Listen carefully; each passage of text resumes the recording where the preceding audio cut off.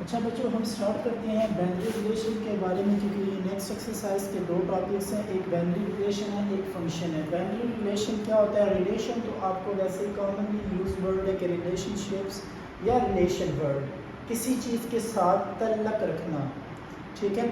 अब हमारी daily life में भी हमारे पास बहुत सारी ऐसी एग्जांपल्स हैं रिलेशनशिप्स की, जैसे कि फॉर एग्जांपल आप कह लें कि फादर एंड सन्स, ठीक है, husband wife, sister brothers, teacher students, customer and dealer. ठीक है। तो इस तरह मैथ के अंदर भी, इन नंबरिंग में भी रिलेशनशिप्स होती हैं। ठीक है। अगर एग्जांपल मैं दूं आपको, जैसे कि अगर हम डिस्कस करें फॉर एग्जांपल 2 और 4, अब 2 एंड 4 के दरमियान क्या रिलेशन है? 2 को 2 टाइम्स मल्टीप्लाई करवाएं तो वो 4 आता है, तो इसका मतलब है ये 2 का स्क्वायर है, इसका ये रिलेशनशिप है। ठीक है। इसी तरह अगर हम 6 की बात करें और इसके साथ डिस्कस करें 36 को, 6 का अगर हम 6 को 6 के साथ मल्टीप्लाई करवाएं 36 आता है, ये इसके दरमियान आपस में रिलेशनशिप है। तो हर नंबर का किसी नंबर के साथ रिलेशनशिप है। तो मैथमेटिकली जो रिलेशनशिप बोला जाता है ना, वो पेयर्स को बोलते हैं, ऑर्डर पेयर्स को। सेट के अंदर जो रिलेशन को डिनोटेड किया जाता है या नोटेड किया जाता है, वो पेयर्स के साथ किया जाता है। अब पेयर्स क्या होते हैं? Pairs like this, X and Y.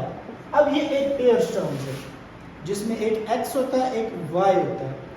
अब जब इस पेयर्स फॉर्म में आप किसी भी सेट को लिखते हो, तो उस पेयर्स के अंदर जो एलिमेंट्स होंगे ना, वो आपस में रिलेशन में होंगे। ठीक है, जिसको हम बोलते हैं बाइनरी रिलेशंस। जब आप किसी भी दो सेट को पेयर्स की फॉर्म में लिखते हैं और वो जो पेयर्स बनते हैं, जो रिलेशन बनते हैं, उसको हम बाइनरी रिलेशन बोलते हैं। ठीक है। आपके बुक पेज नंबर के ऊपर 55 के ऊपर इस चीज़ की एक्सप्लेनेशन है। ठीक है। आगे पेज पे 56 के ऊपर कुछ पॉइंट लिखे हुए हैं, जैसे कि फर्स्ट पॉइंट में है कार्टेशियन की बात कर रहे हो। कार्टेशियन होता है आप दो सेट को आपस में मल्टीप्लाई करवा रहे होते हो। ठीक है। मल्टीप्लाई का साइन यूज करते हो, तो उसको हम, जो सेट बनता है, जो आंसर आता है, उसको हम कार्टेशियन बोलते हैं। और जो पेयर्स बनते हैं कार्टेशियन की प्रोसेस की मदद से, उसको हम बोलते हैं बाइनरी रिलेशन। फॉर एग्जांपल इसकी छोटी सी एग्जांपल सॉल्व कर लेते हैं। हमारे पास सेट ए है 1 2 एंड 3, और सेट बी हमारे पास है 2 3। अब अगर हम इसका कार्टेशियन फॉर्म फाइंड करना चाहते हैं, इसका मतलब कि बाइनरी रिलेशन बनाना चाहते हैं इनके दरमियान, तो हम क्या करेंगे? पहले 1 का 2 के साथ पेयर बनेगा, 1 2, फिर 1 का 3 के साथ पेयर बनेगा, फिर 2 का 2 के साथ पेयर बनेगा, फिर 2 का 3 के साथ पेयर बनेगा, फिर 3 का 2 के साथ पेयर बनेगा, फिर उसके बाद 3 का 3 के साथ पेयर बनेगा। तो that is called the binary relation between A and B. जो उसके x एलिमेंट होंगे, मतलब जो पहला एलिमेंट होगा वो बिलोंग टू सेट ए करेगा, और जो उसका दूसरा एलिमेंट होगा वो बिलोंग टू सेट बी करेगा। That is a cross b is called a Cartesian form. The relation between the number is called binary relation. ठीक है। ये इन्हीं पॉइंट्स के अंदर डिस्कस किया हुआ है। अब आ जाइए अगले टॉपिक के ऊपर, हम डिस्कस करते हैं फंक्शन कि फंक्शन क्या होता है। I think that in examples के जरिए से आपको बाइनरी रिलेशन, उसके बाद कार्टेशियन फॉर्म क्या होती है, और बाइनरी रिलेशन बोलते किस चीज़ को है, ये क्लियर हो गया होगा। अब नेक्स्ट चीज़ कि हमारे पास फंक्शन क्या है। बेसिकली बच्चों, फंक्शन भी एक रिलेशनशिप को ही बोला जाता है। फंक्शन एक रिलेशनशिप को ही बोला जाता है, वो भी दो सेट के दरमियान एक रिलेशनशिप होता है। अब जो फंक्शन है उसमें फिर आपके पास आ जाता है डोमेन एंड रेंज। अगर फंक्शन की बात की जाए तो उसने वेरी बहुत सिंपल वर्डिंग में कहा है पेज नंबर 57 के ऊपर, let A and B be two non empty set such that a very important particular type of relation is function। Relation की सबसे पर्टिकुलर जो इंपॉर्टेंट टाइप है ना वो फंक्शन है, मतलब फंक्शन होता ही एक relationship. Let A and B two non empty set such that, अगर ए और बी दो नॉन एम्प्टी सेट हैं, F is a relation, F relation होगा from A to B, A और बी के दरमियान जो रिलेशन होगा वो एफ होगा, फंक्शन होगा। That is F is subset of A cross B, मतलब ए कार्टेशियन बी का जो सबसेट होगा वो एफ होगा, फंक्शन होगा। जिस तरह हमने मालूम किया, ठीक है, उसी तरह उनको हम फंक्शन बोलते हैं। Domain F is equal to A. अब डोमेन एफ एंड रेंज की बात भी आपके पास आ जाती है। फंक्शन के बारे में हमने ये डिस्कस किया कि अगर दो नॉन एम्प्टी सेट हों, जैसे कि ए बी है और सेट बी आपके पास है सी डी, दो नॉन एम्प्टी सेट हो और उनके दरमियान जो कार्टेशियन फॉर्म ए क्रॉस बी हो उसको हम बोलते हैं फंक्शन। अब ए का सी के साथ, ए का डी के साथ, फिर बी का सी के साथ, फिर बी का डी के साथ, that is called the function. अब उसने सेकंड पॉइंट में कहा है कि domain of A is domain of F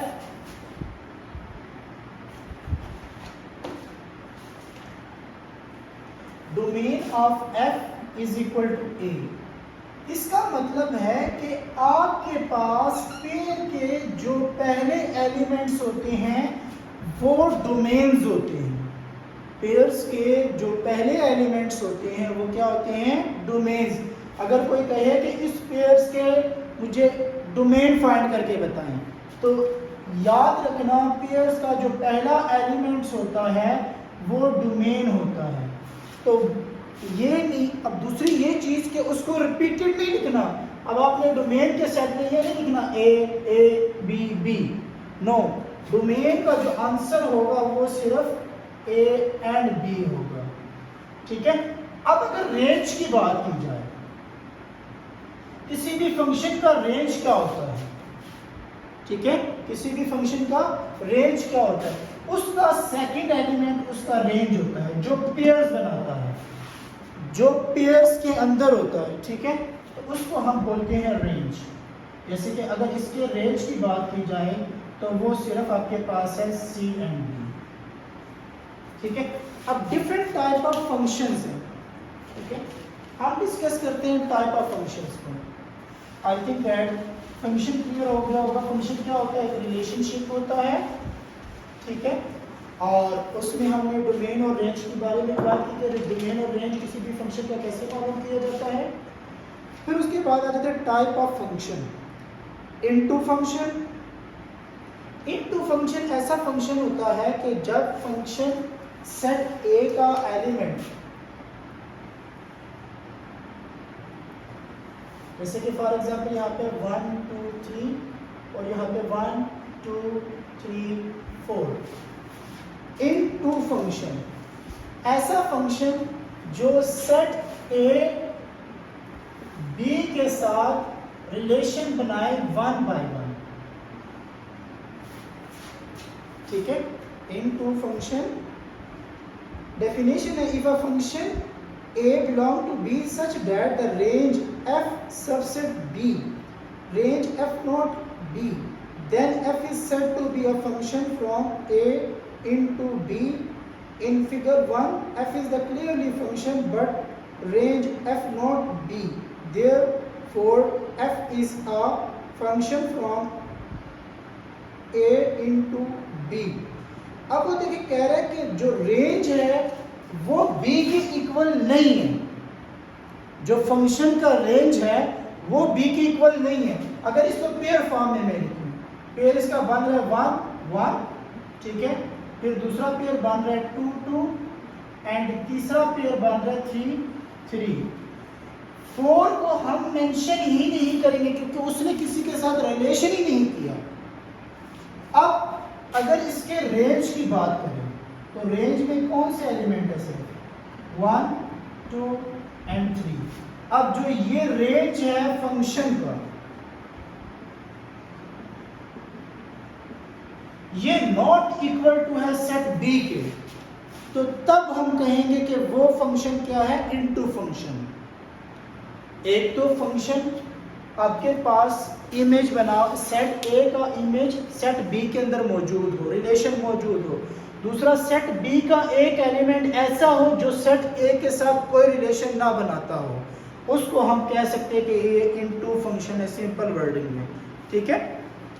फिर इसी तरह इसकी दूसरी टाइप है वन वन फंक्शन या injective function. One one function होता है बच्चों, अगर आप इसी की बात लें जो आपके पास एक इमेज क्रिएट करे, उसको वन वन फंक्शन बोला जाता है, ठीक है। If the function f from a into b in such a that the second element of no two of its order pairs are same, then it is called an injective function shown in figure number 3, ठीक है। वो कह रहे हैं कि एक ऐसा function हो जिसमें second element of no two of its order pair, उसके कोई भी दो ऑर्डर पेयर ना हो, तो उसको हम बोलते हैं वन वन फंक्शन। इसी तरह ऑन टू फंक्शन या surjective function. Onto function वही जो आपके पास if a function is such that f is equal to b, अब वो फंक्शन जिसका रेंज सेट b के इक्वल हो, उसको हम बोलते हैं ऑन टू फंक्शन या सर्जेक्टिव फंक्शन। मतलब सेट a हो, सेट b हो, ये a का सेट, ये b का सेट, 1 2 3 1 2 3, ये नहीं कि मैं 1 2 3 मेरा 1 2 3, ये अब as a example number use कर रहा हूँ, ठीक है। अब इसका भी फंक्शन, इसका भी फंक्शन, ये भी फंक्शन, ठीक है। अगर पेयर की फॉर्म में लिखते हैं इस फंक्शन को तो 1 1 2 2 एंड 3 3। अगर इसी फंक्शन का हम रेंज मालूम करते हैं,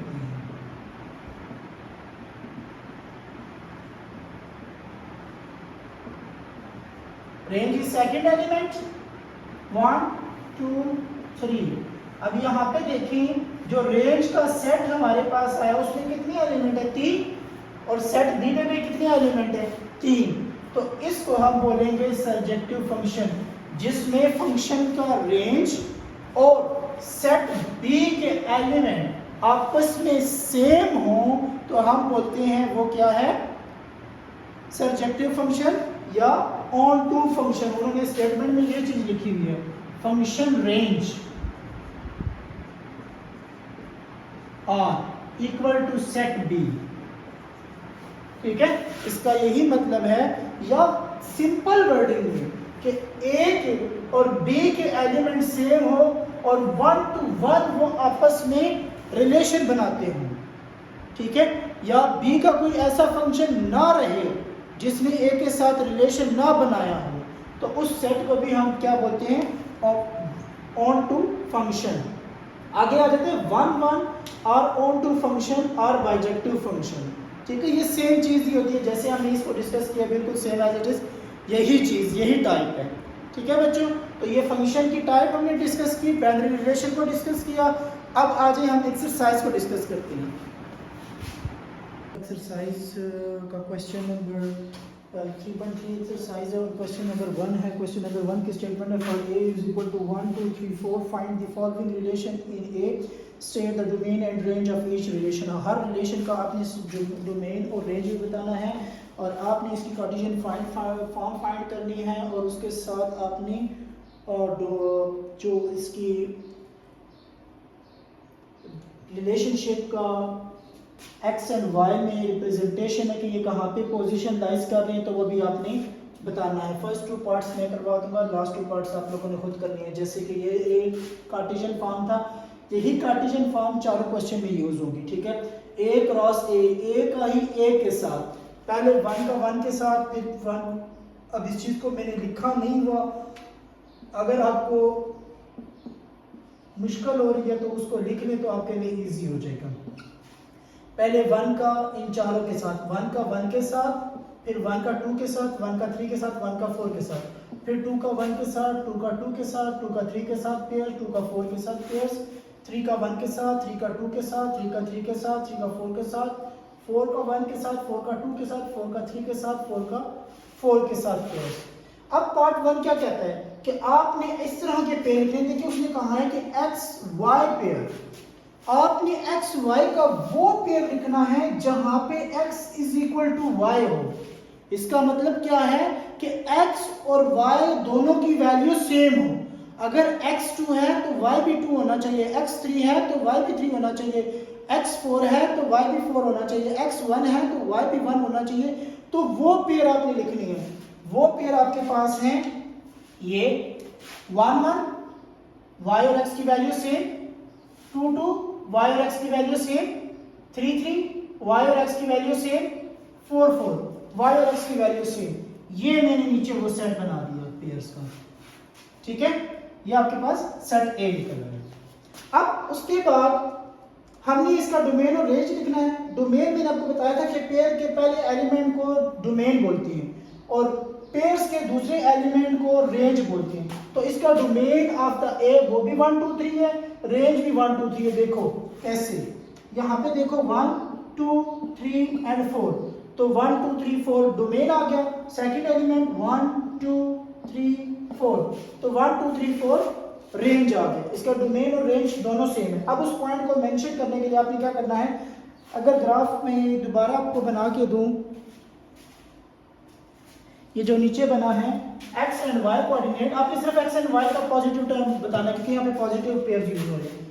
यहाँ पे इस तरह का आपने 2 लाइन ड्रॉ करनी है। इसके ऊपर y की वैल्यू होती है, इसके ऊपर x की वैल्यू होती है।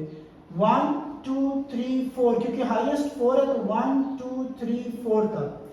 अब देखिए पहले पेज के अंदर 1 1 के साथ रिलेशन बना रहे हैं ना, मतलब इन दोनों के दरमियान रिलेशन है, तो ये 1 2 3 4 नंबरिंग दे दे, 1 2 3 4। 1 का 1 के साथ रिलेशनशिप, ये पहला पॉइंट बन के इसके साथ लिखिए 1 1, ठीक है।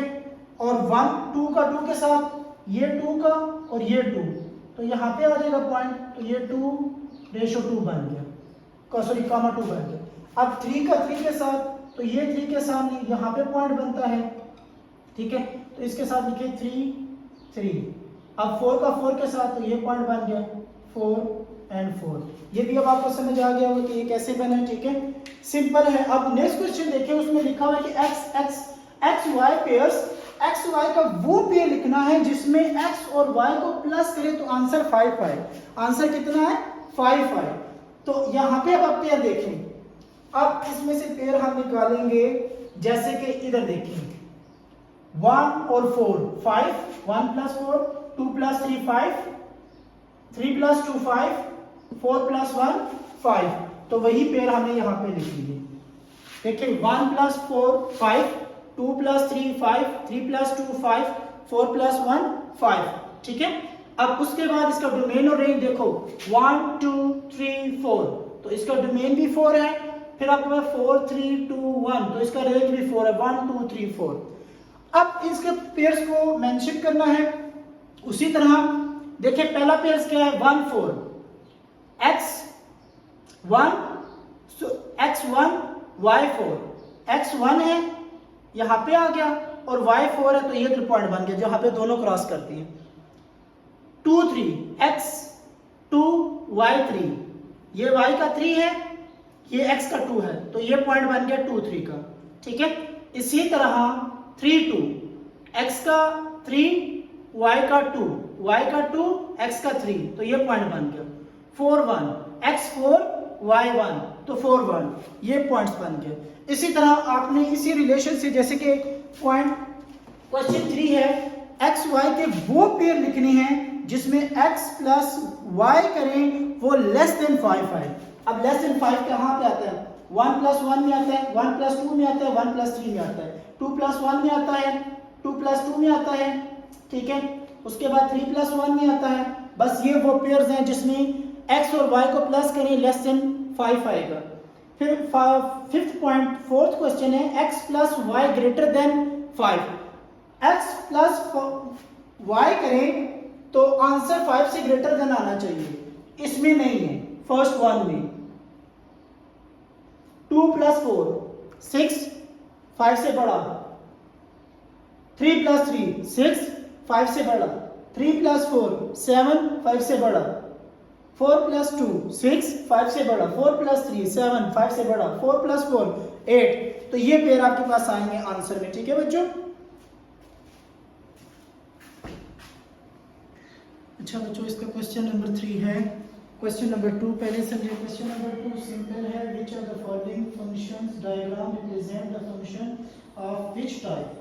ठीक है, आपने बताना है कि कौन से, जैसे कि ये क्वेश्चन है, ठीक है, तो ये 4 डायग्राम बनी है, आपने बताना है कि कौन सा किस टाइप को रिप्रेजेंट कर रहा है। बच्चों फर्स्ट डायग्राम जो है वो फंक्शन नहीं है, इस चीज़ के बारे में क्योंकि मैंने डिस्कस नहीं किया था तो इसके बारे में बता देता हूँ कि जैसे सेट ए हो और सेट बी 1 2 3 1 2 3, सेट ए का कोई भी एलिमेंट सेट बी के अंदर दो रिलेशन नहीं बना सकता।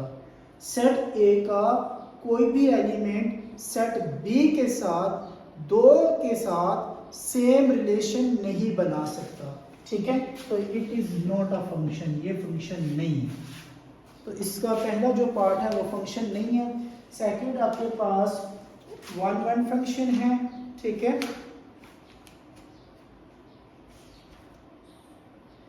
and represent a function which is bijective function. Second, third B represent a function which is bijective function. Fourth B represent a function which is into function, ठीक है। तो ये चारों के आंसर हैं, सिर्फ आपने फंक्शन बताना है। Question number 3, if gx is equal to 3x plus 2 and hx is equal to x square plus 1 then find। अब बच्चों यहाँ पे उसने दो फंक्शन दे दिए, एक फंक्शन ये है, एक फंक्शन ये है। नीचे उसने कहा है कि इस फंक्शन में x की जगह आपने इनपुट क्या देना है, तो आउटपुट क्या निकलेगा। जैसे कि पहले उसने कहा है g ऑफ 0, मतलब कि फंक्शन जो gx है उसमें x की जगह 0 पुट करें तो आउटपुट क्या मिलेगा हमें। चले देखते हैं इसको। अब जब हमने gx function is equal to 3x plus 2 लिखा, क्योंकि हमें पता है कि x की जगह हमने 2 को 0 को रिप्लेस करना है, तो x की जगह जब 0 पुट किया तो 3 इंटू 0 0 आंसर आ गया, 0 प्लस 2 तो g ऑफ 0। जब हमने x की जगह 0 पुट किया तो हमारे पास आउटपुट में क्या आंसर आया 2, ठीक है। तो इसी तरह नेक्स्ट पार्ट 3 है कि g ऑफ 2/3, अगर x की जगह 2/3 को इनपुट करते हैं तो आउटपुट क्या मिलता है। तो यहाँ पे हमारे पास फंक्शन ये है, हमने 2/3 पुट किया, 3 के साथ क्या हो जाएगा, कैंसिल हो जाएगा, तो 2 बचेगा, 2 प्लस 2 4। तो g ऑफ 2/3 का आउटपुट हमें मिला 4। इसी तरह क्वेश्चन नंबर 4, h1 कि h के फंक्शन में अगर हम x की जगह 1 रखें तो हमें आउटपुट क्या मिलेगा। तो h1 इज इक्वल टू 1 का स्क्वायर प्लस 1, 1 का स्क्वायर 1 होता है, तो 1 प्लस 1 2, तो h1 आपके पास आउटपुट आ गया 2। इसी तरह इसका पार्ट 6 है कि फंक्शन में अगर -1/2 आप आउटपुट का इनपुट करें तो आउटपुट क्या निकलेगा। फंक्शन ये है, इस पे -1/2 पुट किया तो माइनस, जिसके ऊपर भी पावर इवन हो वो साइन चेंज कर देता है, माइनस है तो प्लस हो जाएगा। तो 1/4, 2 का स्क्वायर क्या होता है 4, यहाँ पे 1 है, 4 एलसीएम आ जाएगा, 4 को डिवाइड करेगा 1 आएगा, 1 ऊपर 1 के साथ मल्टीप्लाई के 1 आ जाएगा। इस 1 के नीचे कोई भी नंबर नहीं है, तो अगर किसी के नीचे कोई नंबर नहीं होता तो उसके नीचे 1 होता है। 1 4 को डिवाइड करेगा तो 4 ही आएगा, वो 4 ऊपर वाली 1 के साथ मल्टीप्लाई है, 4 1 जा 4, 1 प्लस 4 तो 5/4 ये आपका आंसर आ गया, ठीक है। तो इस तरह आपने इसके रिमेनिंग पार्ट्स करने हैं।